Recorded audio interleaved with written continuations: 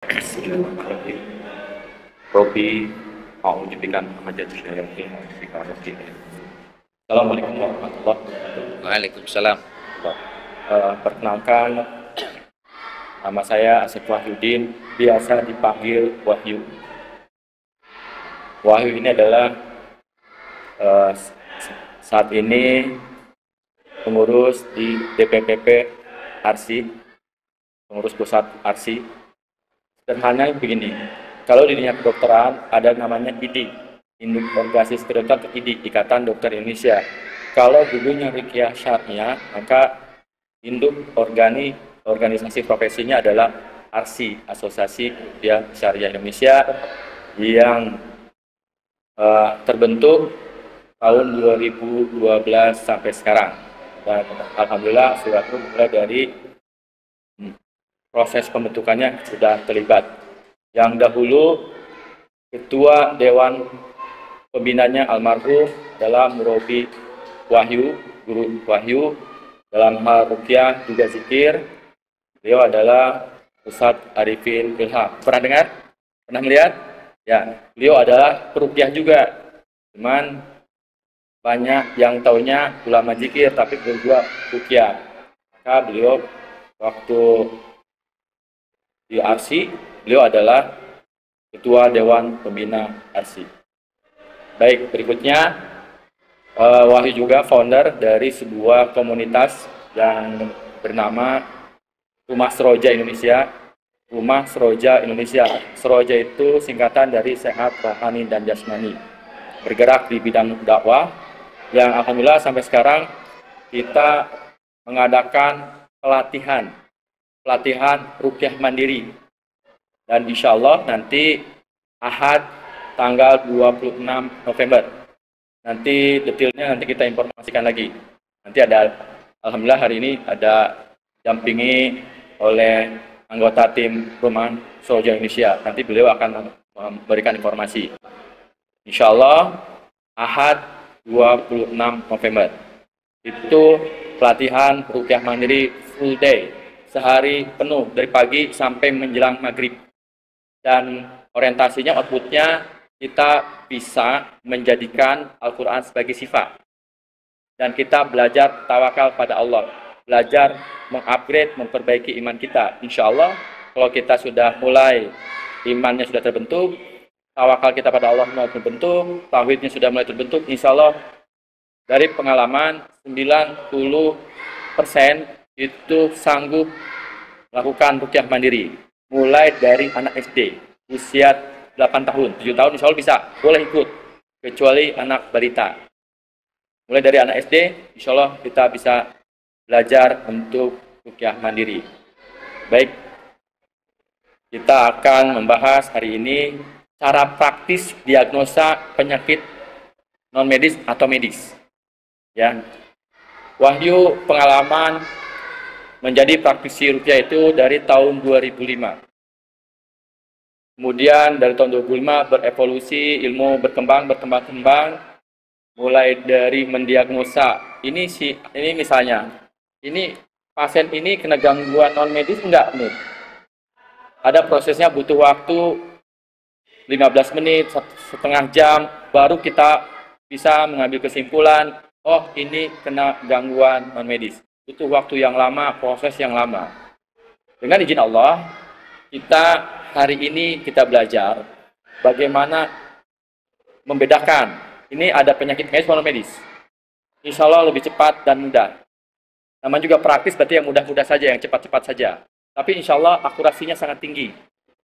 Insya Allah akurasinya sangat tinggi, dan ini sudah Wahyu praktekkan bertahun-tahun. Lebih dari 10 tahun sudah dipraktekkan metode ini. Ini ada tahap pertama. Kalau ada lagi yang lebih cepat, tapi ini dasarnya ini dulu, hari ini. Nanti ada lebih cepat lagi, namanya diagnosa 1 detik. 1 detik kita bisa tahu si A, si B, orang yang tidak ketemu sama kita bisa tahu dia sakit non medis.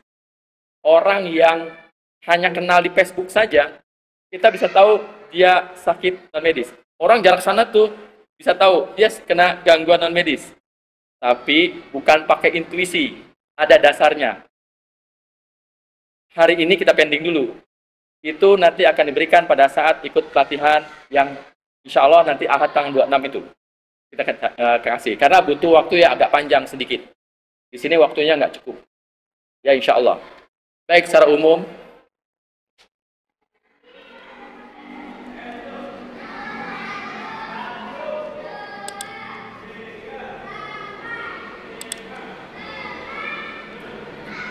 Baik, secara umum ini. Si Wahyu ini berangkat dari orang IT. Orang IT. Saya ini analis programmer komputer. Yang dulu karir saya di terakhir itu di konsultan IT di badan-badan dunia. Ya, tempat kerja di perbankan untuk membangun aplikasi komputer. Jadi, tiap hari kerjaannya itu mikir dan mencari bagaimana sebuah algoritma yang cepat dan pendek. Cepat dan pendek. Yang tadinya mendiagnosa itu butuh waktu 15 menit, setengah jam baru ketemu, insya Allah kita berbagi, si Wahyu hanya berbagi saja pengalaman bagaimana supaya cepat dan pendek. Pahami secara umum, penyakit itu ada dua secara umum. Ada medis, ada non-medis. Yang ketiga campuran. Campurannya artinya ada medisnya, ada non-medisnya. Medis, non-medis, campuran. Kalau campuran, mana yang dominan? Medisnya atau non-medisnya? Semua penyakit, apapun penyakitnya, yang menyembuhkan siapa? Yang menyembuhkan siapa? Allah. Maka, apapun penyakitnya, ya sudah, kita minta kesembuhan pada Allah. Baik, pertanyaannya, kita mulai dari dasar dulu. Siapa yang pernah diruqyah? Angkat tangan. Baik, siapa yang belum pernah diruqyah? Angkat tangan. Belum pernah? Angkat tangan. Saya yakin yang acuan tangan sudah pernah diruqyah. Sudah pernah. Siapa yang belum pernah meruqyah orang lain? Angkat tangan. Belum pernah meruqyah orang lain. Acungan tangan yang tinggi. Baik, yang acungan tangan saya yakin sudah pernah meruqyah orang lain. Siapa yang sudah pernah melihat orang diruqyah, baik langsung maupun nggak langsung? Di media atau langsung? Acungan tangan. Semua pasti udah lihat. Semua. Alhamdulillah. Baik, pada saat kita melihat orang diruqyah, yang tergambar sekarang apa? Pada saat kita ngomong ruqyah, yang tergambar apa? Yang paling menarik bayangan kita, pasti yang tergambar adalah orang ngamuk-ngamuk. Betul? Ya, ada yang jadi macan, ada yang jadi lampir. Betul? Oke, pertanyaannya sekarang. Siapa yang hari ini datang hanya untuk belajar saja, tapi tidak mau diruqyah? Angkat tangan. Tidak mau diruqyah? Tidak mau diruqyah. Baik. Siapa yang mau diruqyah? Coba. Oke. Cuma belajar doang, tapi nggak mau diruqyah. Coba. Oke, ada yang nggak mau diruqyah. Baik. Pertanyaan yang sama, kita tanya ke tetangganya, ke sahabatnya. Mau nggak diruqyah? Kira-kira jawabannya mau apa nolak? Kebanyakan mau apa nolak? Nolak. Kebanyakan nolak. Betul. Kenapa? Kalau kita tanya, kenapa nolak? Kira-kira jawabannya apa? Takut kesurupan. Takut kesurupan. Itu potretnya iya. Jadi, banyak orang, salah satunya, ya, nggak mau hadir ke pertemuan seperti ini, yang judul besarnya ruqyah. Kenapa? Takut. Takut kesurupan nanti juga aib. Itulah pemahaman yang keliru tentang ruqyah. Kita balik ke definisi. Ruqyah itu apa sih? Nah, ruqyah itu apa? Sebelum ke diagnosa, ini dulu. Tentang ruqyah dulu. Ruqyah itu, boleh catat, boleh. Ruqyah itu bacaan-bacaan, ucapan-ucapan yang isinya doa-doa dan atau baca Al-Quran dengan niat minta kesembuhan, perlindungan, keselamatan pada Allah, tata cara ikut Rasulullah. Itulah namanya ruqyah syariah. Apa? Belum apa? Belum. Diulangi lagi. Ruqyah itu adalah bacaan-bacaan, ucapan-ucapan yang isinya doa-doa dan atau baca Al-Quran. Bisa doa saja, bisa baca Al-Quran saja, atau kombinasi. Niatnya buat apa? Kalau sakit minta sembuh. Kalau sehat minta selamat, minta perlindungan. Mintanya sama siapa? Minta sama siapa? Allah, bukan sama kuburan, bukan sama keris, bukan sama pohon. Boleh nggak kita minta pertolongan sama keris? Tidak. Nah, disitulah rusak akidah kita. Maka kita minta kesembuhannya sama Allah. Kemudian tata cara ikut siapa? Ikut Rasulullah. Maka itulah ruqyah syariah. Jadi bukan ikut Ki Joko Bodo gitu ya. Tapi ikut Rasulullah. Baik, sekarang acungan tangan yang pernah sakit. Pernah sakit kan? Sunatullah, mau orang beriman, tidak beriman, kurang iman, munafik, pernah sakit. Baik, pada saat kita sakit, kemudian ada orang menjenguk kita. Entah keluarganya, orang tua, saudara, sahabat. Pada saat kita sakit, kemudian diminta, nggak diminta. Bisa kau minta, doain dong biar saya cepat sembuh. Pernah minta didoakan sembuh? Pernah. Kemudian orang yang menjenguk kita mendoakan. Minimal, ya Allah sembuhkan saudaraku ini. Bahkan tidak hanya meminta kesembuhan pada Allah, tetapi dengan keimanan, meyakini Al-Quran sebagai sifat, kita dibacakan Al-Quran. Minimal Al-Fatihah. Siapa yang pernah ngalami? Cung. Cung, pernah semua? Paham nggak pada saat itu kita sudah diruqyah? Oh, bukan. Kok gitu siapa yang pernah diruqyah? Cung. Wah, udah. Cuma tangan yang pernah diruqyah. Iya didoain, dibacain Al-Quran. Emang orang tuanya nggak pernah doain apa? Nggak pernah membacakan Al-Quran buat kita yang sakit? Pernah kan semuanya? Paham nggak sekarang kita sudah diruqyah? Sekarang kebalikannya. Saudara, orang tua, anak sakit. Kita sebagai orang tua doain nggak? Pernah nggak membacakan Al-Quran buat anak? Doanya mintanya buat apa? Tambah sakit, tambah sembuh? Sembuh. Paham nggak sekarang pada saat itu kita sudah meruqyah? Acungan tangan sudah pernah meruqyah? Ya, kelihatan wajah-wajah soleh, soleha, tukang doa. Anak sakit doain, bapak sakit doain, dibacakan Al-Quran. Nih bu pengajian, kelihatan wajah-wajah rajin pengajian. Bu, pada saat pengajian ada ustazahnya bilang jamaah. Ada anggota jamaah kita yang sedang sakit, yang sedang dirawat di rumah sakit PMI. Yuk kita doakan agar Allah angkat penyakitnya, diberikan kesabaran. Al-Fatihah. Pernah bu? Paham nggak pada saat itu kita sudah meruqyah jarak jauh? Pernah? Bapak-bapak, ibu-ibu, cung yang pernah? Tuh. Siapa yang hari ini udah meruqyah? Cung. Hari ini? Pada saat tadi berangkat dari rumah ke Masjid Al-Munawwar, melangkah bismillahi, itu kan doa perlindungan. Ruqyah bukan? Ruqyah. Cung yang belum mandi. Nah. Udah mandi kan? Pada saat kita masuk kamar mandi, kita doa perlindungan. Ada doanya bu?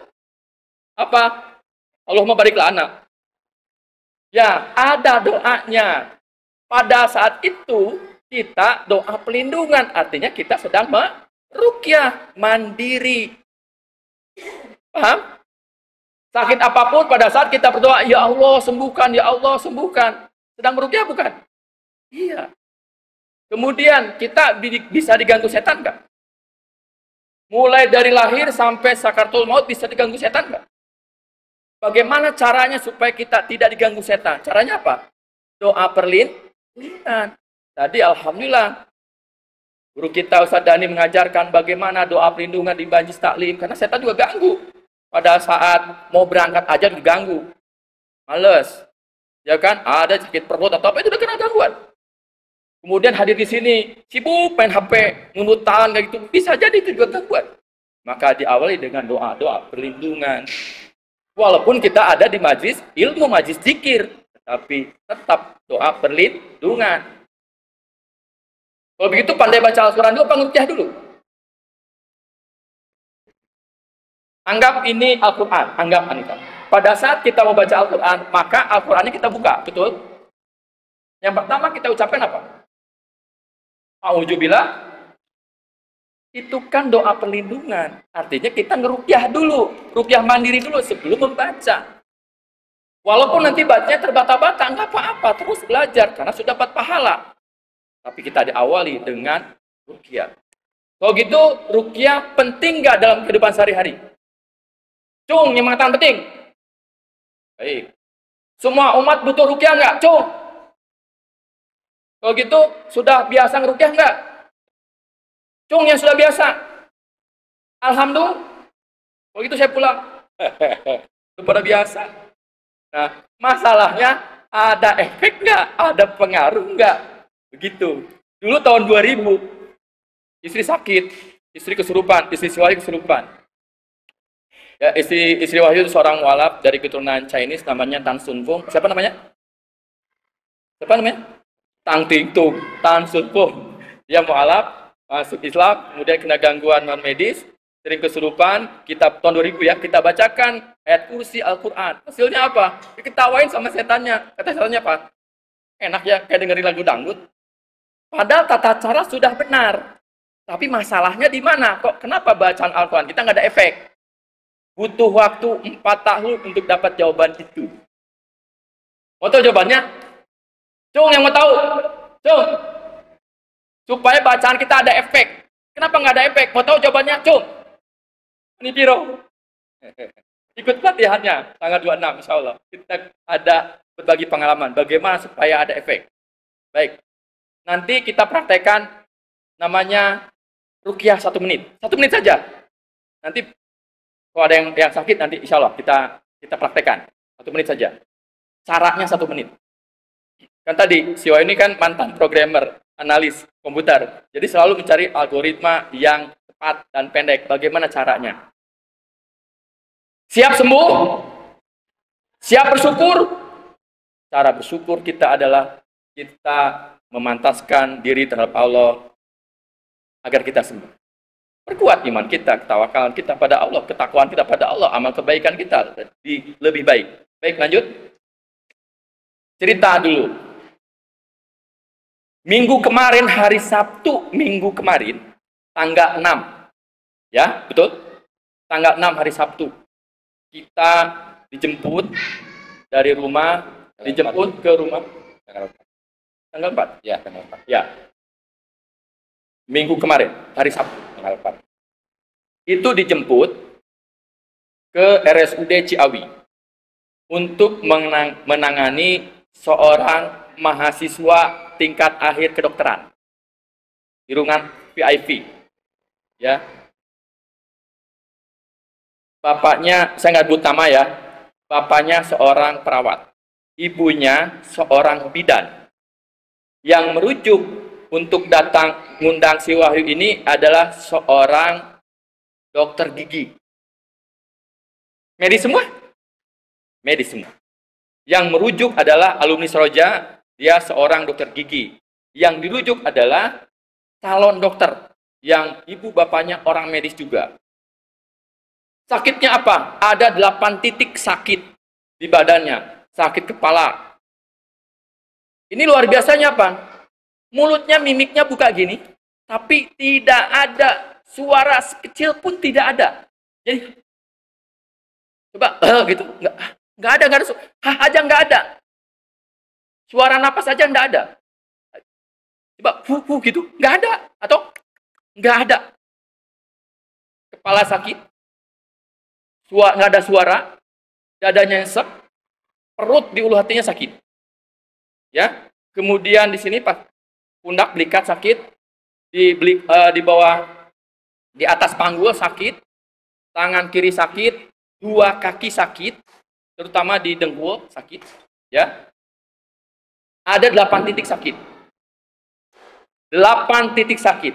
Biijilah, wasilah rukyah, biijilah.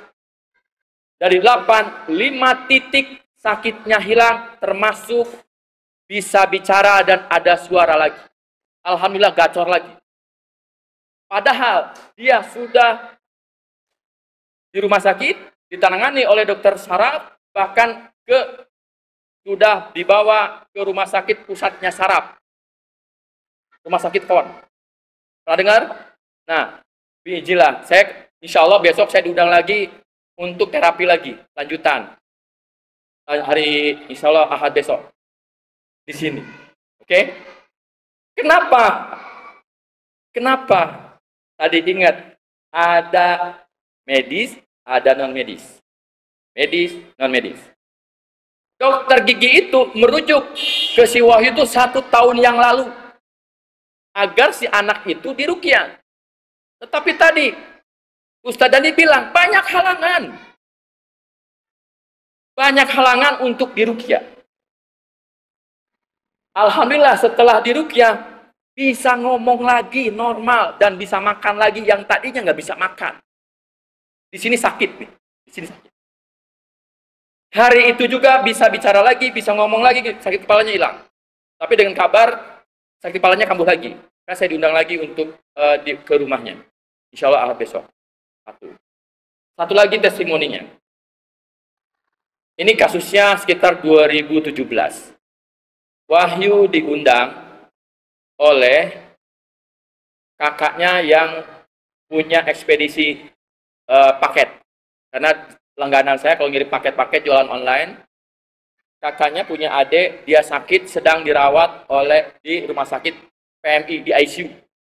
Di ICU, saya ada videonya sih, tapi kelamaan kalau ditunjukkan di videonya. Di ICU, kondisinya makannya lewat hidung, ini tempel-tempel, istilahnya apalah, ya kan, di infus itu. Kondisinya kayak koma. Ya kan, kayak gitu. Kemudian saya diantar kakaknya, saya bilang ke kakaknya, tolong izin ke perawat. Kakaknya bilang, izin, perawat, mau diruqyah. Diizinkan nggak? Nggak diizinkan. Saya bilang ke kakaknya, jangan ngomong diruqyah. Bilang, nggak jadi diruqyah, cuma didoain doang. Oh, nggak jadi diruqyah, cuma doain doang. Boleh nggak? Boleh. Jadi image ruqyah itu identik dengan kesurupan. Maka dilarang saya ngeruqyah di rumah sakit PMI waktu itu. Akhirnya, ya nggak usah ngomong ruqyah, langsung aja didoakan. Wahyu doakan. Cara ngedoakan orang lagi di ICU kayak gimana? Apakah saya bawa air bidara? Enggak. Bawa air? Enggak. Yang diruqyah itu air impusannya, buburnya, obatnya, dan di telinganya. Biizinlah 3 hari kemudian pindah kamar, lepas semua impusan, lepas yang nempel-nempel, lepas. Cuman masih begini, belum sadar. Bisa bicara tapi masih ngaco. Diruqyah. Tadinya nggak bisa duduk. Diruqyah kemudian beberapa kemudian dia bisa duduk. Beberapa kemudian dia sadar dan bisa sholat. Menurut dokter medis, dia meningitis, pembekakan jantung, TBC, pembekakan jantung, meningitis, bahkan sedang diobservasi HIV. Bingung dokter juga. Ini mestinya 9 bulan perawatannya. 3 hari, 4 hari, alhamdulillah, bismillah, bisa pulang ke rumah normal sampai sekarang.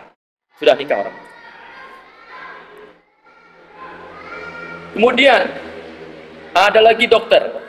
Ada pasien dokter, langganan pasien dokter, ya, sering di opname, setahun bisa 2-3 kali di opname, kemudian dengar kabar, datang untuk kita di ruqyah, kita ajarkan ruqyah mandiri. Setelah bisa ruqyah mandiri, biizinlah dia nggak opname lagi.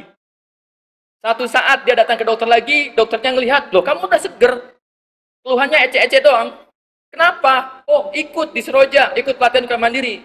Kata dokternya, boleh nggak saya ikut? Butuh waktu 6 bulan, kemudian dokter tersebut baru bisa ikut. Dan ikut acara seperti ini, duduk, dia mendengarkan, belajar. Setelah belajar beberapa kali, sudah bisa membedakan mana medis, kemudian kita ngobrol sama dokternya. Dok, ada nggak orang yang mengeluhkan sakit, tetapi menurut dokter tuh nggak ada apa-apa, bagus di labnya, bagus, di scan-nya bagus, selesai bagus. Dokter bilang, banyak Ustaz. Non medis dong. Ya.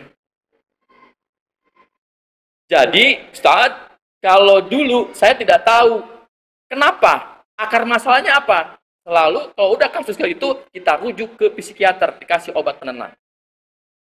Terutama yang kasus-kasus yang kena mahdab GERD. Karena beliau adalah dokter spesialis penyakit dalam. Dok, umat itu kalau sakit, ini jujur aja ya, umat itu kalau sakit yang teringat tuh dokter, obat, rumah sakit, setuju? Umumnya kalau sakit yang terpikir itu dokter, yang terpikir itu rumah sakit, yang terpikir adalah obat, jarang atau sedikit sekali pada saat sakit yang teringat Allah. Allah. Yang teringat Al-Quran. Oh, ingat Allah, ingat Al-Quran. Yakin nggak Al-Quran itu sifat? Maka mulai detik ini sekarang, Apapun sakitnya, dahulukan Allah, dahulukan Al-Quran. Bisa jadi cukup dengan Al-Quran, selesai. Dari pengalaman si Wahyu, 70% cukup dengan Al-Quran, selesai. Nggak perlu lagi obat yang paling gampang itu, misalnya obat warung, enggak. Baru nanti naik pangkat. Kalau memang betul-betul medis, itu silahkan ke dokter. Kemarin sore, menjelang maghrib, ada datang pasien ke rumah. Ya, usianya kurang lebih 70. Diantar sama menantunya. Beliau, kita diagnosa, apa? Lemes. Kata anaknya, makan banyak tapi kurus, lapar mulu. Oke. Terus, saya tanya, sering kencing ya? Iya. Malam-malam suka kencing? Iya. Terus bawanya lapar? Iya. Bawanya aus? Iya. Diabetes nih. Oke. Badan udah lemes, udah gemeteran gini. Alhamdulillah di rumah punya alat untuk mengukur kadar gula darah. Kita ukur cepret, ya kan? Ini kasus kemarin. Diukur apa? Itu angkanya nggak muncul, saking tingginya hanya tulisan HI, artinya high. Kemungkinan dia di atas 500. Kalau gangguan non medisnya pasti ada dia. Saya berani mengatakan ada. Cuman ini udah jelas, ini medis. Ada medisnya yang dominan pada saat itu. Kalau kita ruqyah, pada saat kita ruqyah, kemudian ada efek tanda-tanda setan yang keluar, ada muntah atau apa, dia kan tambah lemes, betul? Itu berbahaya, bisa malpraktek saya. Nanti ada apa-apa di rumah saya kan masalah. Saya bilang ke anaknya, tolong bawa ke UGD dasarnya ini. Dia gula darahnya high. Silahkan, nanti urusan non medis bisa sambil jalan. Kita bisa ke rumah sakit atau ke rumahnya kita dampingin. Tapi ini sudah harus dibawa UGD. Baik, medis, non medis. Ada dua, implikasi 3. Mana medis? Oke, sekarang acukan tangan yang punya rasa sakit sekarang, yang punya penyakit. Cuk. Oke, mau sembuh? Siap sembuh? Siap bersyukur? Siap. Nah, saya pahitin dulu, siap bersyukur. Karena hanya 10% dari pengalaman yang bersyukur. Contoh misalnya gini, ada orang datang ke rumah, udah mau maghrib, Pak Wahyu, ini mata saya gak enak, sakit. Ya kan udah 2 tahun. Oke. Diruqyah 1 menit saja. Muntah-muntah dia. 1 menit, 1 Al-Fatihah aja. Muntah-muntah. Biji lah. Terang. Coba pakai kacamata. Dia pakai kacamata. Burem. Lepas kacamata. Cukup 1 menit. Besok ada pelatihan. Saya bilang, besok datang ada pelatihan. Gak usah daftar. Datang aja bilang. Temannya si Wahyu. Datang nggak? Nggak datang. Itu kejadiannya tahun 2009. Sampai sekarang nggak datang. Itu lihat, hidayah itu mahal. Maka alhamdulillah, hamba-hamba Allah yang hadir acara ini adalah hamba Allah prihat. Setuju sama Ustaz Dani guru kita. Hamba Allah prihat. Karena hidayah itu. Paham ya? Ya, lanjut. Ada orang, satu lagi tersembunyi. Malam-malam, besok ada pelatihan, malam-malam datang. Aduh, ini sakit di perut, udah berminggu-minggu sakit, udah pulang dari rumah sakit, jaga sembuh-sembuh. Siap sembuh nggak? Siap. Siap bersyukur nggak? Siap. Kalau ada perubahan sedikit, 2 dikit lebih baik, besok datang ya. Biiznillah malam itu di ruqyah, sakitnya, keluhannya hilang. Datangnya besok. Iya, datang nggak? Sampai sekarang nggak datang. Begitulah orang. Mudah-mudahan kita semua dalam hidayah Allah, dalam rahmat hidayah. Medis, non medis, campuran. Nah, siapa yang merasa kena gangguan non medis? Cung. Yang merasa? Enggak kan? Siapa yang tidak merasa? Cung, tidak merasa. Kena gangguan non medis? Tidak merasa. Alhamdulillah. Bisa jadi kita tidak merasa kena gangguan non medis karena kita belum bisa mengidentifikasi kita ini kenapa enggak. Oke. Siap belajar? Pengen tahu kita kenapa enggak? Lanjut.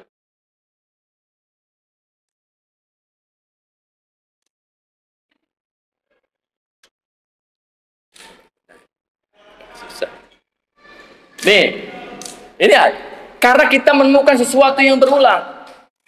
Jika sebuah metode pengobatan tidak bisa membedakan mana penyakit medis maupun non medis, maka peluang kesalahan tindakannya lebih dari 50%.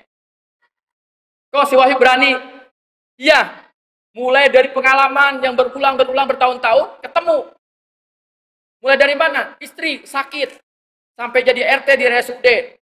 Dulu karya bakti, RSUD. Yang sekarang. Jadi RT, karena saking lamanya di rumah sakit, kagak sembuh-sembuh. Kenapa? Setelah kita belajar, ternyata dia non-medis. Jadi pengobatan juga harus tepat. Ingat, pengobatan juga harus tepat. Ini medis atau medis? Nah, kita belajar nih. Kita berbagi saja si Wahyu. Supaya tepat. Lanjut ya.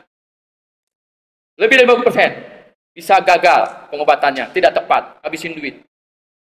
Jadi saya bilang tadi ke dokter, dok, orang, umat sakit yang terpikir adalah dokter rumah sakit. Jarang terpikir Allah dan Al-Quran. Maka kalau tidak ada solusi di rumah sakit, dia akan mencari di luar rumah sakit. Pengobatan di luar rumah sakit, dok, itu umumnya perdukunan klinik syirik. Mungkin 80%, 90% itu perdukunan syirik. Kasihan umat, dok, sembuh enggak, uang habis, akidah tergadai. Mulai dari situ, dokter merujuk pasien-pasiennya yang terindikasi non-medisnya ke Seroja. Biijilah, setelah diruqyah, 99% lebih baik sampai sembuh, kecuali orang itu nggak mau. Sampai dokternya ngeluh ke kita, Ustadz, saya merekomendasikan 20 orang untuk diruqyah. Yang merekomendasikan dokter loh. Yang datang hanya 2 orang dari 20. Begitu Ustadz, luar biasa. Ini data, kita bicara data yang kita alamin. Ya, padahal mestinya orang beriman tuh yakin kebenaran Al-Quran sebagai sifat iman yang kita baca.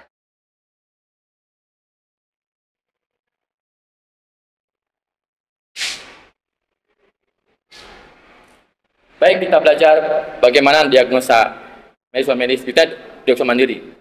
Pada dasarnya si Wahyu tahu nih siapa yang sakit, tahu. Ingat, bukan intuisi. Tetapi, misalnya, sakit, kena gangguan setan. Kalau langsung nuduh, biasanya orang nggak nerima, kesinggung, marah. Nah, tetapi kita kasih indikatornya. Ciri-ciri orang kena gangguan medis, ini loh. Pertanyaannya, yakin nggak Al-Quran dan hadis benar? Yakin nggak apa yang difirmankan Allah itu benar? Cung yang yakin. Yakin. Wallahi. Yakin nggak apa yang disabdakan Rasul itu benar? Cung. Coba tes dulu yang lain sebelah sini. Tes. Cung. Lurus. Terima kasih. Sebelah sini. Tes. Cung. Cung. Tinggi. Terima kasih. Oke. Itu menunjukkan kesungguhan. Garu-garu kayak gini. Tahu. Oke. Lanjut. Yakin Al-Quran dan hadis itu benar. Nah, metode namanya ini diagnosa mandiri ya. Nanti bisa auto diagnosa. Oh, saya kena gangguan non medis lagi loh. Jadi kita tahu. Maka apa tindakannya? Nanti tindakannya auto ruqyah mandiri, auto, otomatis. Nah, sekarang gimana? Kita ambil data diagnosanya, indikatornya dari Al-Quran dan hadis. Jadi indikatornya tidak mungkin salah. Setuju? Seiring dengan keyakinan kita, Al-Quran itu benar. Ya. Jadi kan simpel. Belajarnya agak lama, tapi praktiknya simpel. Oke, lanjut. Tapi ada syarat. Apa syarat? Mau bisa enggak?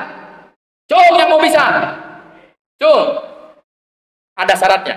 Apa syaratnya? Mau belajar berpikir. Siap belajar berpikir? Mikir. Dipakai nih akal sehat kita. Akal sehat itu akal yang terbimbing oleh Allah. Akal yang terbimbing itu orang yang selalu belajar ikhlas. Jadi, siap belajar jujur? Karena untuk non medis nggak ada alat.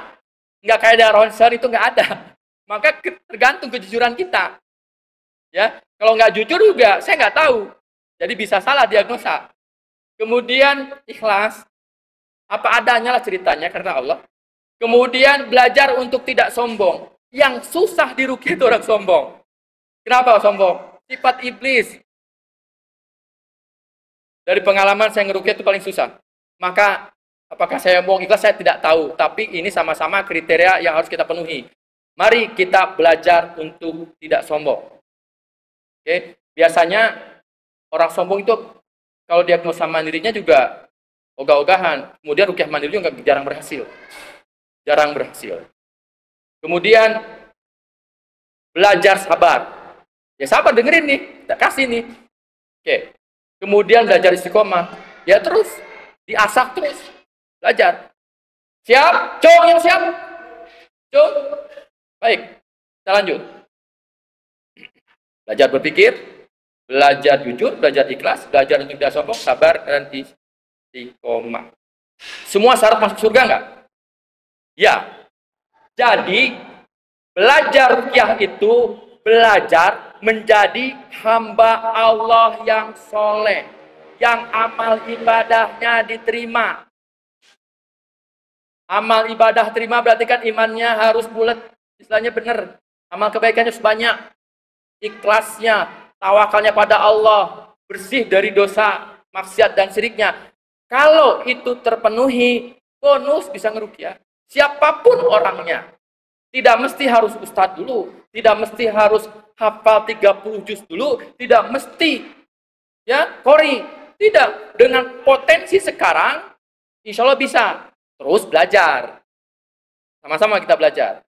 Siap belajar? Ya. Jadi belajar menjadi hamba Allah yang soleh. Yang amal ibadahnya diterima sama Allah. Bacaan Al-Qur'annya diterima sama Allah. Doanya diterima sama Allah. Itulah perukyah. Jadi nggak niat jadi perukyah juga apa-apa. Otomatis kalau kesolehan imannya kuat, itu modal dasarnya. Satu Al-Fatihah jadi. Insya Allah, biiznillah. Oke, pertanyaan pertama. Boleh saya berdiri? Ya. Nah, berdiri. Kalau berdiri bisa gampang ekspresikan. Jadi nggak ya. Tes lagi. Tolong jawab apa adanya. Tidak ada dusta di antara kita. Siap? Siap. Pernah mengalami mimpi buruk. Mimpi buruk itu mimpi serem atau mimpi yang kagak enak aja. Ya, mimpi buruk itu. Seperti apa sih mimpi buruk itu? Jadi pernah mimpi walaupun udah lupa waktunya, tapi pernah mimpi seumur umur, pernah mimpi buruk. Mimpi buruk itu mimpi apa? Pokoknya nggak enak aja. Saya tidak butuh isi mimpinya, tidak butuh. Cuman pernah aja. Yang menentukannya buruk atau enggak kita sendiri. Yang menentukan buruk apa enggaknya kita sendiri. Baik. Seperti apa mimpi buruk? Antara lain bisa beda-beda ya. Mimpi ketemu setan, makhluk seram, mimpi garlut, berantem. Mimpi ketemu binatang buas, digigit, dikejar binatang buas, anjing, ular, harimau, buaya. Mimpi kena bencana alam, banjiran, kebakaran, gunung meletus, tsunami, kelelep. Mimpi karena himpitan hidup, diputusin cewek, perceraian, di PHK, ya, gak naik kelas, himpitan hidup. Mimpi, ya, digarung, ya, mimpi masuk kuburan, mimpi masuk neraka. Intinya pernah mimpi yang tidak menyenangkan walaupun waktunya sudah lupa. Yang pernah tidak ada dari kita yang jujur, saya doakan masuk surga. Yang pernah mimpi buruk, jauh. Terima kasih. Pertanyaan kedua. Kan yang praktis ya, cuma ngejelasinnya memang butuh waktu. Tapi nanti prakteknya cepat. Pertanyaan yang kedua, sensitif terhadap hal-hal gaib. Sensitif. Artinya, indera kita bisa merasakan kehadiran makhluk gaib atau alam gaib. Indera kita merasakan kehadiran makhluk gaib atau alam gaib. Indera kita itu apa? Mata. Mata pernah melihat penampakan, kawenehan, baik utuh ngajelegedeg, atau hanya sekilas bayangan putih-putih sakolepat. Oke, mata tuh. Hidung pernah mencium bau-bau gaib. Ada baunya tetapi sumber baunya nggak ada. Bau bangkai, bau wangi. ya, bau busuk, bau kemenyan, bau jengkol.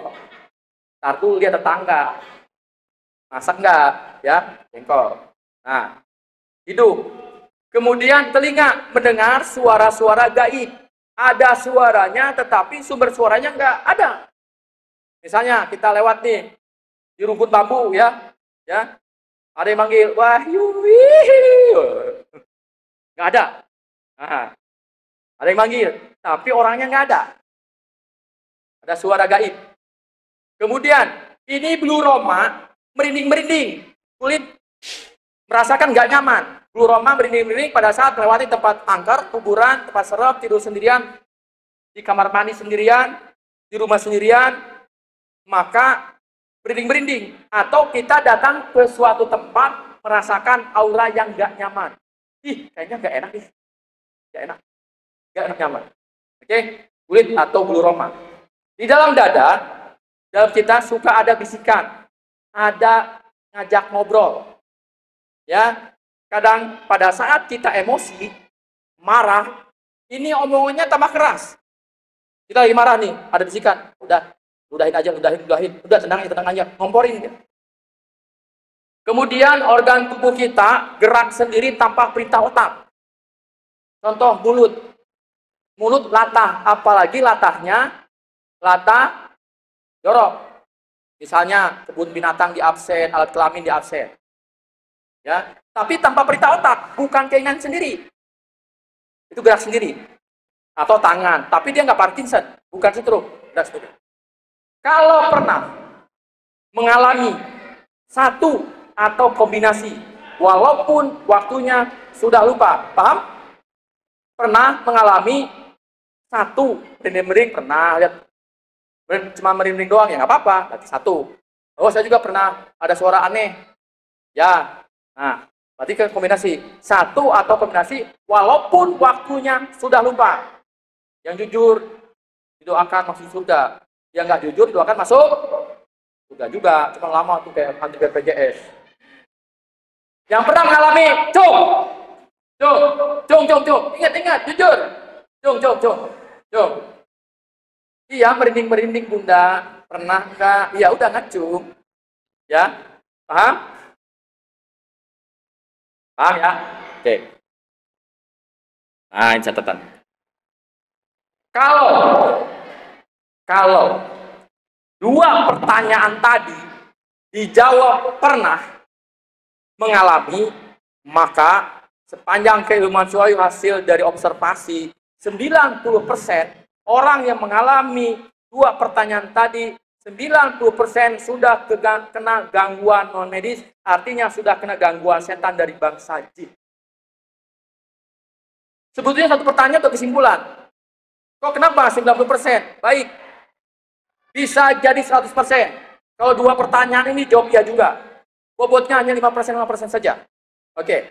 Kalau dua pertanyaan tadi dijawab iya, maka biasanya pertanyaan 3 juga iya juga. Biasanya apa? Biasanya orangnya baperan, mudah tersinggung, mudah marah, mudah emosi. Kalau sudah marah, susah ngerem. Kalau udah marah emosi, matanya melotot, mulutnya peporongo.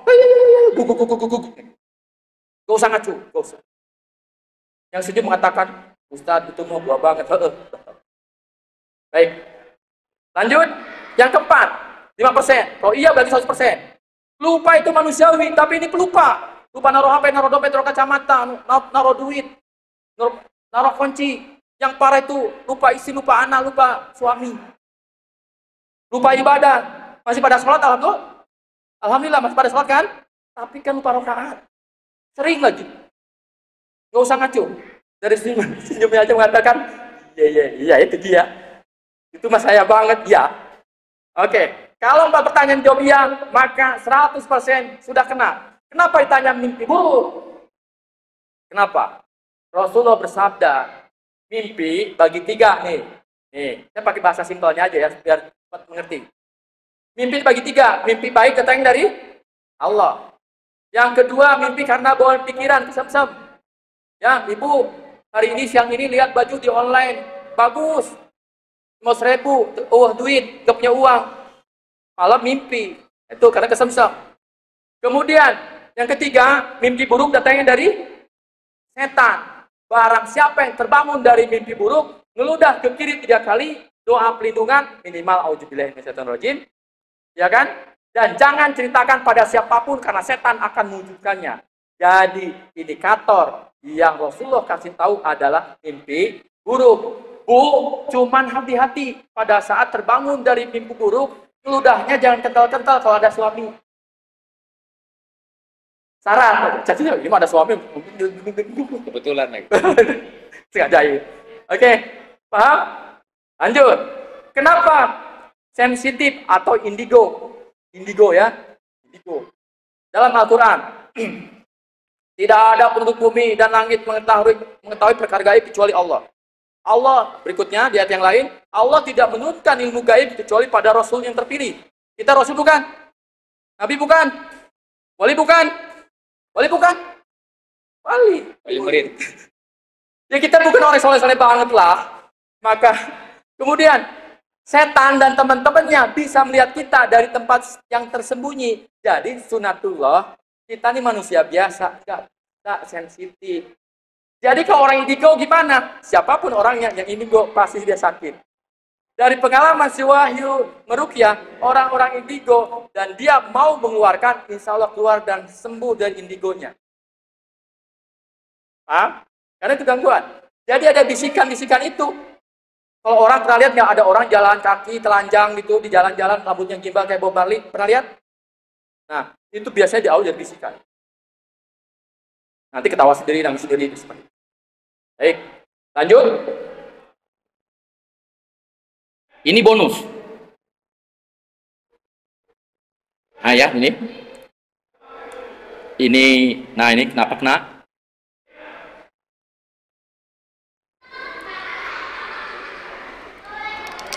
Ini ya. Sering lupa, mudah emosi, tersinggung. Kemudian ini bonus. Ini kalau ditanya dalilnya ada nggak? Saya nggak tahu, tapi ini empirik. Hampir semua peruqyah itu pakai ini indikator ini. Apa? Kita pernah tidur dalam kondisi sadar, tapi nggak bisa gerakan badan. Urep-urep ketindihan, cuk. Ah, tuh. Artinya 100% plus. Kita nggak tahu, tapi orang lain ngasih tahu. Kita nggak tahu, orang lain ngasih tahu. Kalau tidur pernah atau sering hidau, cuk. Kita nggak tahu, tapi orang ngasih tahu. Nah tuh, 100% plus plus plus. Kita nggak tahu, orang lain ngasih tahu. Pada saat tidur, gigi kita beradu, kekereotan, kereket, cuk. Ada keluarganya kayak gitu? Indikasi itu. Ada anak kita kayak gitu? Indikasi itu. Baik ya. Berikutnya, kita punya keluhan sakit. Tetapi di diagnosa dokter nggak tahu penyakitnya apa. Bahkan sakitnya di diagnosa dokter A, B, hasilnya beda-beda. Mencap-mencri. Atau sakitnya pindah-pindah. Sekarang itu sakitnya di sini nih. Sakitnya di sini, nanti pagi di sini, sore di sini. Kemudian punya penyakit, rasa sakitnya kambuhnya ada waktu-waktu tertentu. Misalnya siang hari kambuh, malam kambuh. Ini ada tim Seroja, ada Ustadz Selamat, ajukan tangan. Ya, sama Ustadz Yuda. Tangan. Nah, ini Pak Selamat nih, punya penyakit. Kambuhnya waktu-waktu tertentu. Saya tahu. Dia sakit mah, kambuhnya malam Jumat. Mah. Ya. Nah, istri saya juga ikut hari ini, dampingin. Dia kambuh ada waktu-waktunya. Kalau dompetnya kosong, kepalanya pusing. Jadi kalau kayak begitu, jangan diruqyah. Dompetnya diisi iya, langsung tuh seger, langsung tawaf di mall. Ya, nah itu. Ada kalau bayi biasanya nangis, nggak ada capeknya, nggak keluar air mata, tapi nggak ada capeknya. Itu indikasi itu. Atau kita mau ibadah banyak halangan. Misalnya kita wudhu, mau sholat nih, wudhu. Udah selesai wudhu, pret. Nah, wudhu lagi kan? Udah sholat, rakaat pertama, prot. Wudhu lagi kan? Udah rakaat terakhir nih, tinggal sedikit lagi mau salam, pret. Batal lagi kan? Sampai akhirnya kita kesel. Ya sudah, gak usah sholat sekalian. Itu ada penyakit itu. Ada, kita dapat pengalaman. Bahkan ada santriwati, penyakitnya apa? Ngompol tiap hari, umur 17 tahun ngompol tiap hari, bahkan dia mau keluar dari pesantren karena malu dibully. Bijilah di rukyah sembuh, bahkan sekarang jadi perukyah. Ada umur 9 tahun anak, kerjanya apa? PAP di celana sehari 5-7 kali, sampai terganggu pergaulannya. Alhamdulillah 3 kali pertemuan, diajarkan nikah mandiri umur 9 tahun, bina sembuh. Kan aneh-aneh. Ada orang, sakitnya apa? Sakitnya dia tiap hari ibadah asar, muntah darah. Dia orang Bangka, teman di Facebook doang. Udah ke rumah sakit, udah bingung. Dokter juga rumah sakit bingung. Akhirnya dia pulang ke Jawa.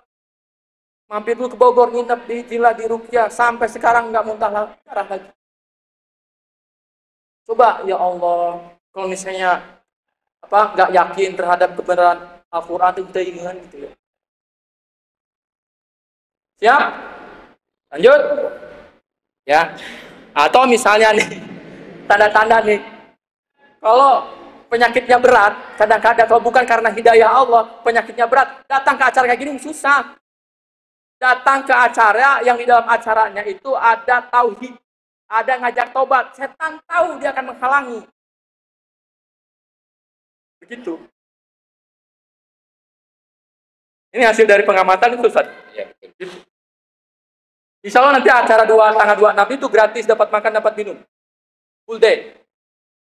Dapat makan, dapat minum. Nanti sudah ada dokter juga. Belum tentu kalian bisa datang. Maka perbanyak istighfar. Jemput rahmat Allah. Terima. Datang.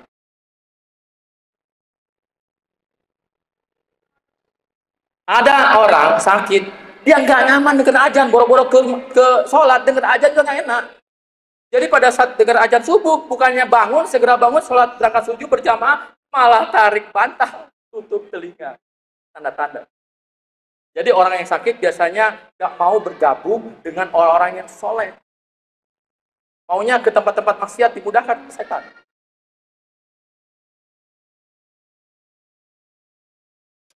Paham? Paham? Oke, seberapa paham? Sekarang ini. Paham nggak diri kita sudah dikuasai setan? Dengan indikator tadi. Ada kan indikator kita? Dan itu nggak mungkin salah. Kalau seandainya salah juga, bukan indikatornya yang salah, tetapi kitanya yang masalah. Kenapa? Kita tidak mampu berpikir. Ujur, bisa jadi udah ujur, udah sakit. Atau emang dia sombong, nggak ikhlas. Bisa juga. Paham? Diri kita udah kena? Paham? Cung yang paham.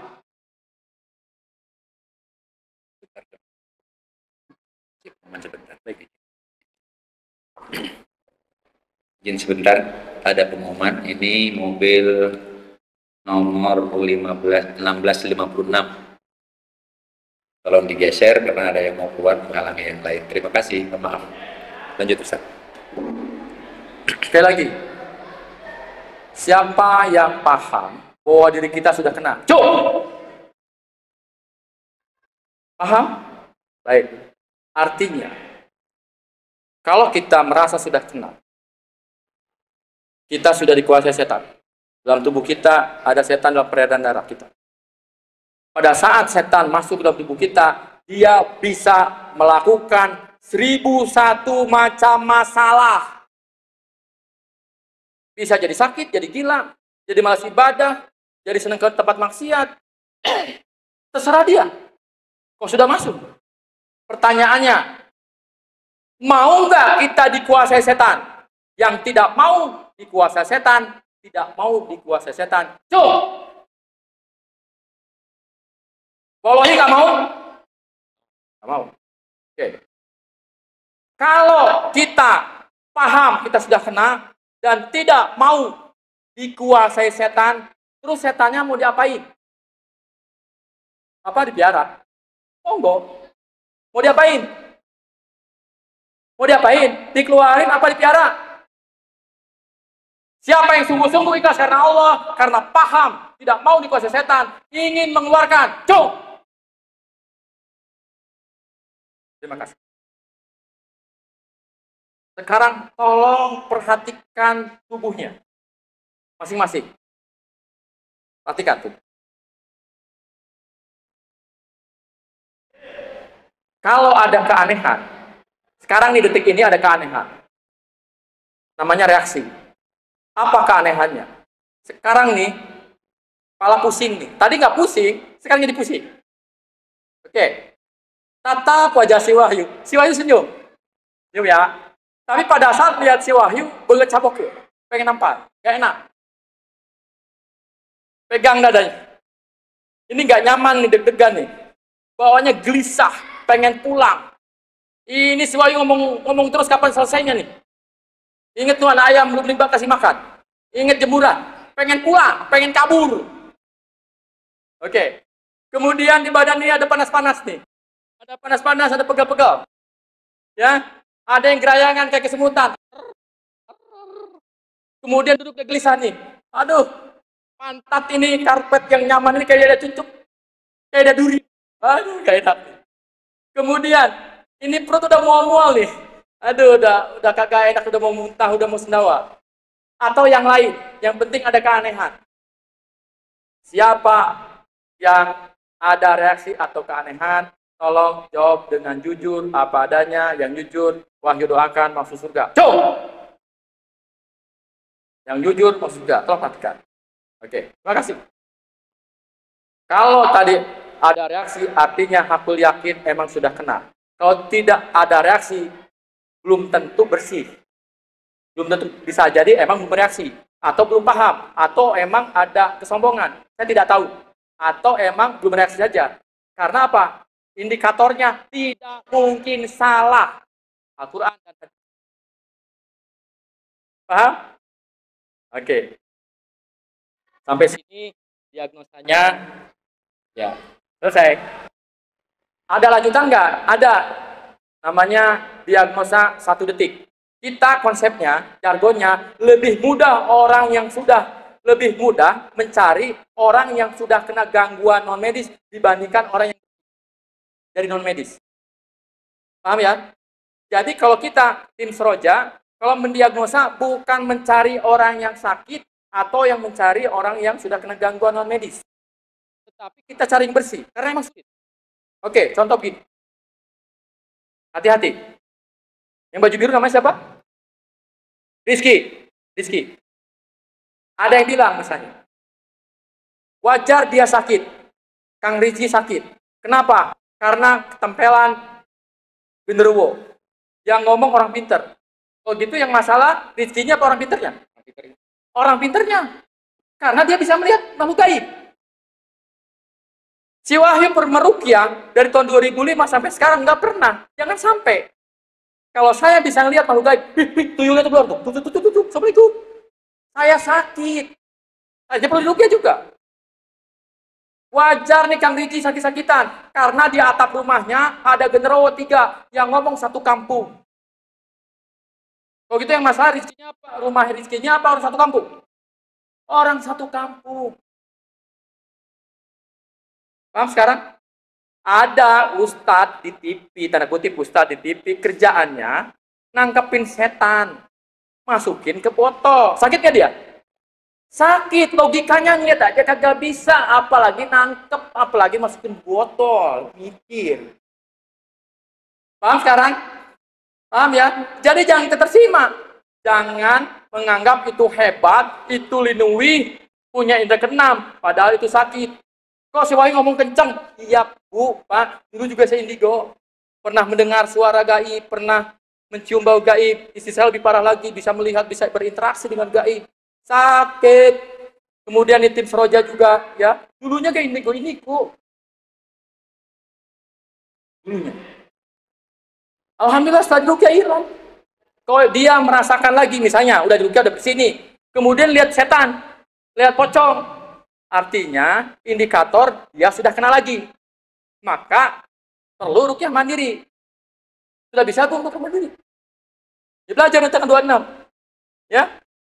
Auto ruqyah mandiri. Jadi kita bisa auto nih. Jadi Bapak Ibu, kalau ada yang ngomong, ya, ada yang bicara, ih, kemarin mah Ustadz saya mimpi buruk. Gini. Pada saat orang cerita mimpi buruk ke kita, pada dasarnya dia sedang ngomong, saya sudah kena gangguan medis. Paham? Nah. Ih, Ustaz Dani, saya main ke situ, saya merasakan auranya nggak enak. Ustaz Dani udah tahu tuh. pada saat dia ngomong kayak gitu, dia mengatakan, Ustaz Dhani, saya ini perlu rukyah loh, gitu loh. Paham sekarang? Oke, baik. Waktunya sampai jam 10, materinya sudah selesai. Nanti gimana kita praktekkan? Langsung praktek? Baik. Bisa sebab. Baik. Enggak ada, materinya udah selesai, tinggal praktek. Ya. Kita praktek bagaimana kita langsung tangani ya. Rukyah 1 menit, nanti kita ada persiapannya.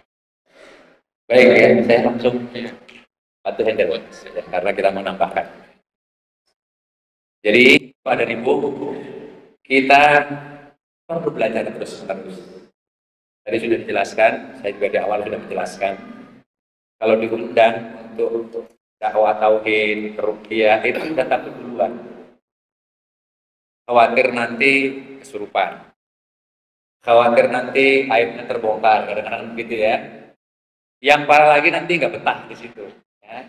Diajak ngomong tauhid, diajak ngomong hadis, diajak ngomong Al-Quran, nggak betah biasanya. Inilah tantangannya. Kita punya janji, misalnya begini, saya sering menerima tiap hari itu ada yang minta diruqyah, sudah janji, oke, saya sediakan waktu hari ini jam sekian. Tiba-tiba mereka nggak jadi, Pak. Alasannya macam-macam. Itu tanda-tanda sebenarnya.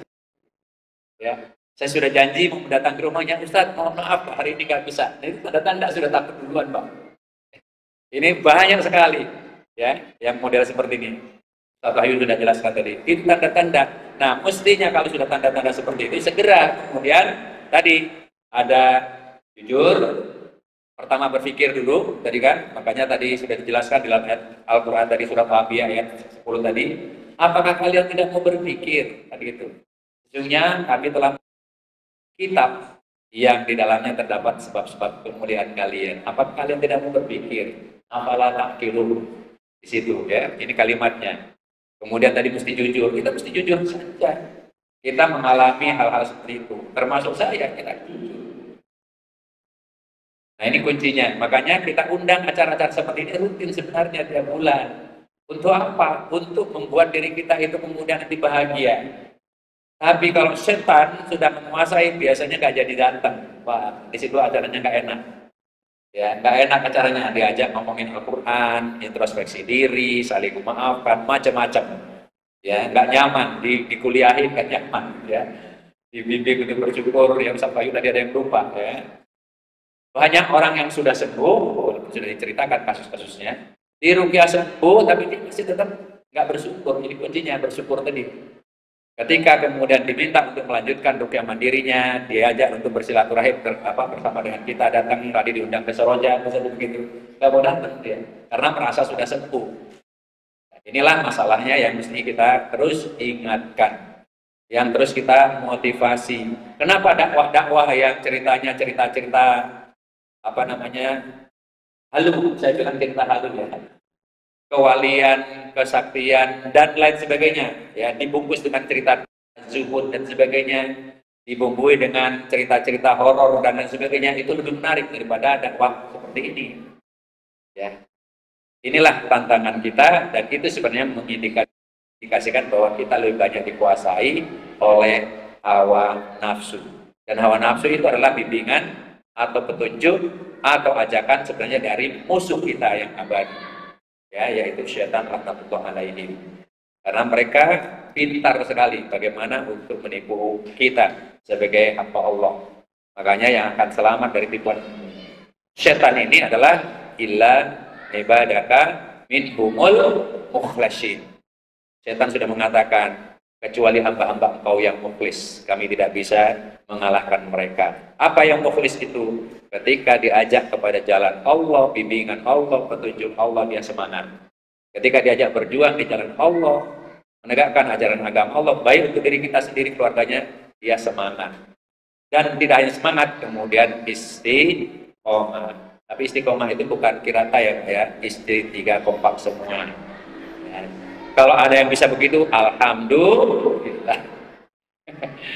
Baik, Ustaz Rijal, mau langsung dipraktekkan atau kita akan ada sunduk lebih dahulu, infak sesukarelanya ya, untuk membangun kebersamaan kita, untuk membangun komitmen kita di dalam kebaikan yang diridai oleh Allah Subhanahu wa taala. Dipersilakan bagi petugas sambil menunggu Ustadz Wahyu, Ustadz Rizal melaksanakan prakteknya ya Ustadz ya. Kita persilakan. Oke, 1 menit. Ya, kita persilakan yang siap untuk berinfak sesukarelanya dalam rangka untuk menyelenggarakan acara-acara seperti ini. Ya, dipersilakan.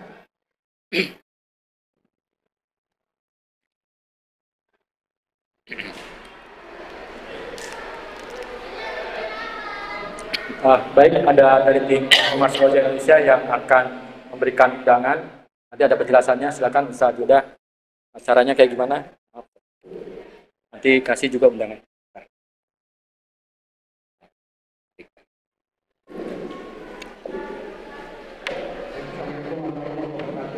Waalaikumsalam.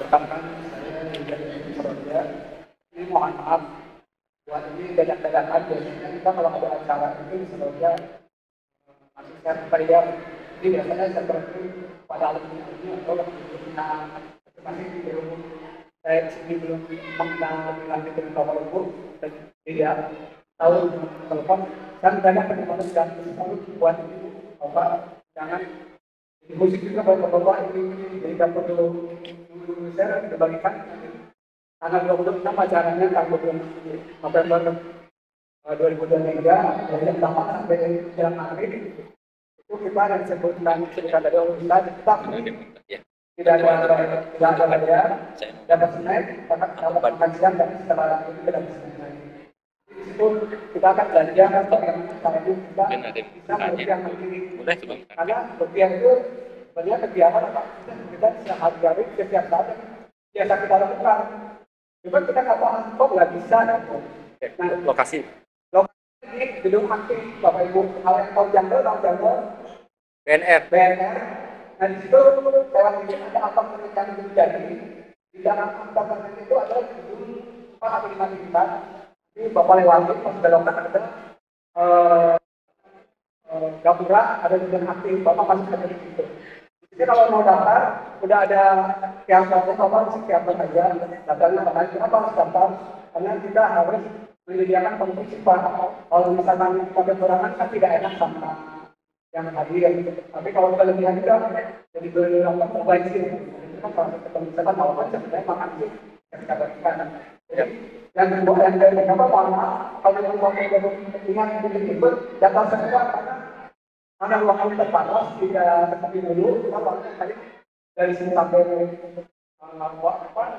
yang itu kita batasi kurang lebih sebagai dasar 10 yang hadir. Kalau Bapak mau ngajak keluarga bantu dari mana? Daftarkan kalau kita jangan namanya ada yang punya aja kalau didaftarkan karena terkait dengan itu.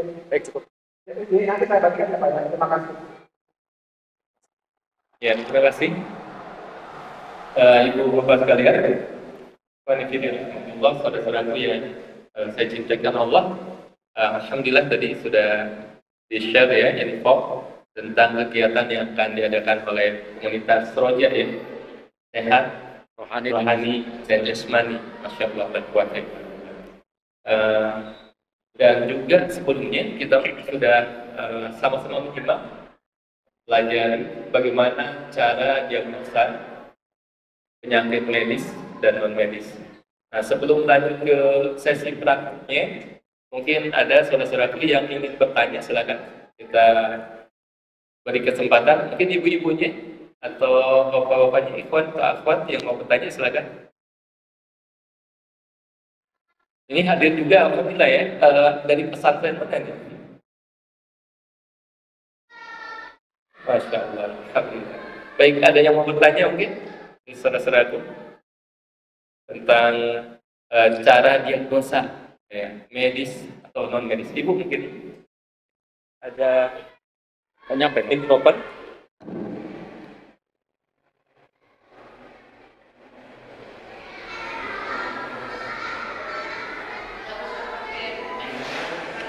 Ya, boleh? Nyampe.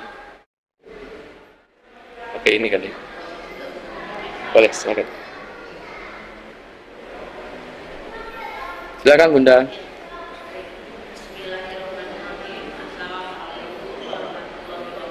Waalaikumsalam warahmatullahi wabarakatuh.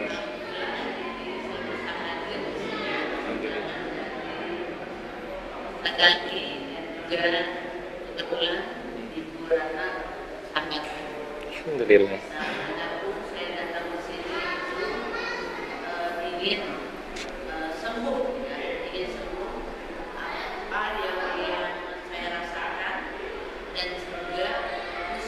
Yang saya rasakan, saya ingin sembuh, ingin ikhlas. Apa yang tadi disampaikan oleh Ustaz semua dari diagnosa non medis maupun medis itu ada di saya semua. Nah, sering diganggu pada saat saya turun sendiri.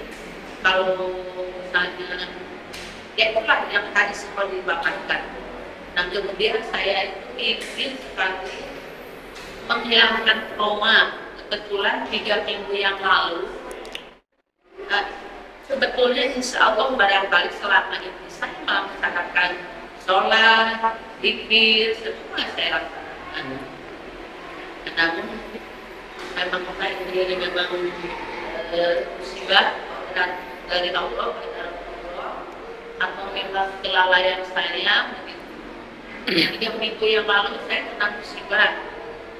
Nah, memang diawali dari musibah dihipnotis, Pak. Nah, jadi dihipnotis itu saya jadi tidak ingat pada saat saya waktu itu ada di majelis alumni. Ada telepon yang masuk ke saya, yang memang tadinya dia memang melalui WA memberikan gambaran penawaran barang segala macam. Nah, sampai ada di dalam pada saat itu dalam penawaran barang itu dia sampaikan dia mau menitipkan uang itu. Nah, tapi pada saat itu saya sadar bahwa itu tidak mungkin. Saya bilang sampai saya tidak mau menerima titipan uang karena saya sendiri saya pernah menjadi tidak pernah saya takut KPK. Saya sampaikan begitu karena sebagai PNS yang tidak mungkin mempunyai uang sebanyak itu. Mohon maaf, saya tidak bisa. Nah, tapi dia saya percaya ini disampaikan begitu. Nah, kemudian Pak, setelah itu di namanya dia ini dengan ini terus saya ini WA tolong ini semua. Nah, kemudian dia sebelumnya memperlihatkan barang di dalam WA. Tapi saya nggak ingin, saya mau hapus, Pak. Saya mau hapus itu. Kan waktu itu dia minta alamat ke saya. Padahal setiap saat saya tidak mau pernah memberikan alamat ke seseorang. Saya suka ingat, suka ada penipuan. Kan sekarang saya tidak mau memberikan ini. Tapi kenapa saat saya memberikan alamat? Nah, waktu itu dia malah meminta alamat saya. Waktu itu ada bukti gitu. Saya katakan minta alamat karena saya mungkin lelah ya. Mungkin bagaimana? Alamat. Intinya kena iya. Baik, terima kasih Bu. Mohon maaf, sudah kami tangkap. Mungkin tips bagaimana menghadapi atau menghilangkan traumanya ya, hipnosis ya. Itu saya badan saya pergi, saya balik ke rumah saya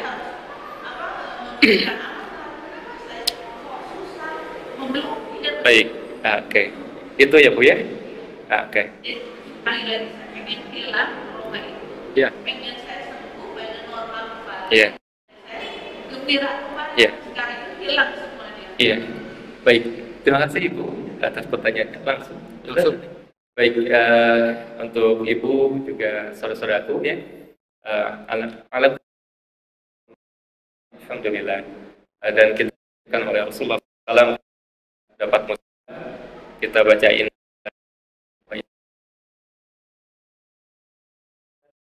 wakhlif khairan minha, berikan pahala atas musibah yang menimpaku dan gantikan dengan yang lebih baik. Nah, berikutnya Ustaz, tadi yang ditanyakan oleh saudari, gimana nih cara menghilangkan trauma dari hipnosis atau gendam ya?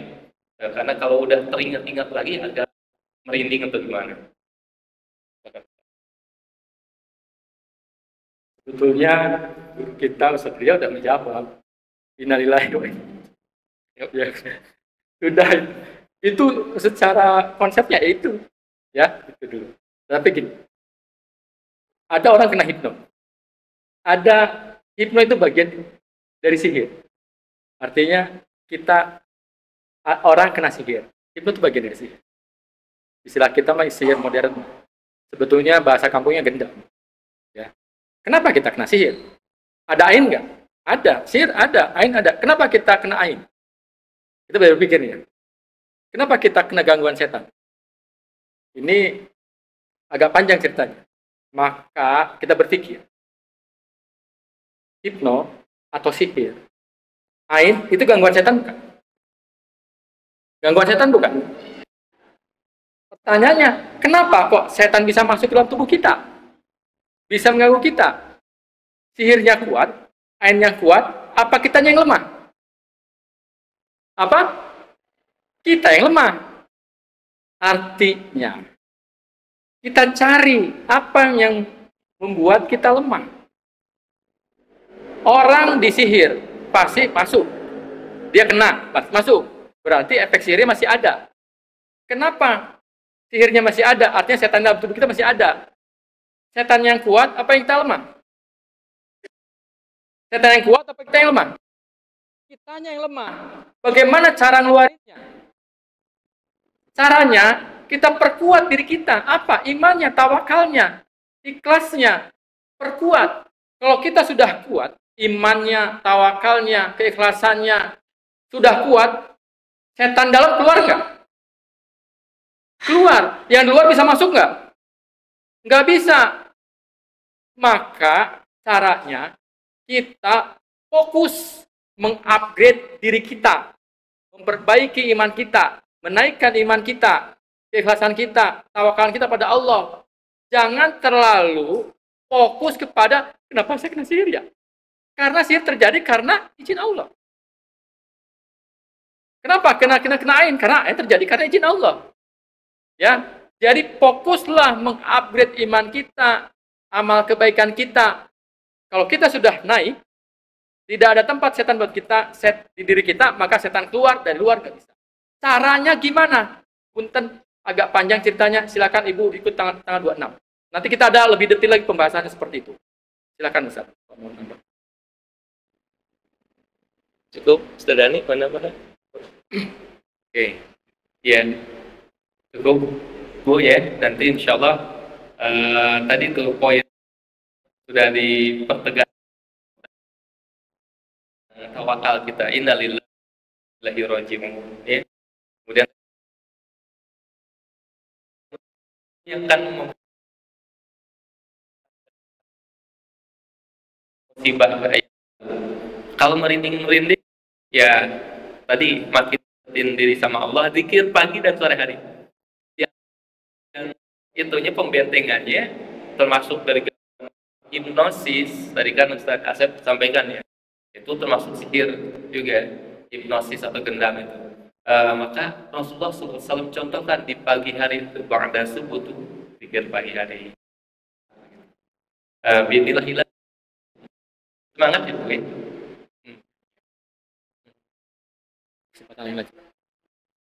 Iya, betul. Dan di antara data solusinya ruqyah syariah. Nanti insya Allah di sesi praktek mungkin atau nanti di pelatihan komunitas Roja juga. Nah, mohon maaf, cuma nggak cukup kemudian ruqyah dengan minta bantuan dari peruqyah aja. Ada terapi mandirinya, zikir pagi, sore hari, sholatnya pada sholat ada zikir dan lain. Teman, insya Allah nanti dilanjutkan di sesi praktik insya Allah. Kita kasih kesempatan yang lain dulu. Mungkin ada saudara-saudara dari Wan yang mau bertanya tentang cara diagnosa. Kenapa? Ada yang angkat tangan. Oke, cukup sepertinya. Oke. Atau malu-malu mungkin Ustaz. Atau sudah paham, alhamdulillah sudah menguasai. Atau mungkin sudah penasaran pengen praktek. Praktek aja. Iya, Nanti di praktek kita kasih tahu praktek. bagaimana ngebedain lagi. Tapi prakteknya gimana? Kalau tadi kan tanya jawabnya ya. Udah, kan prakteknya gimana? Kita Oke, kita langsung. Baik. Bismillah.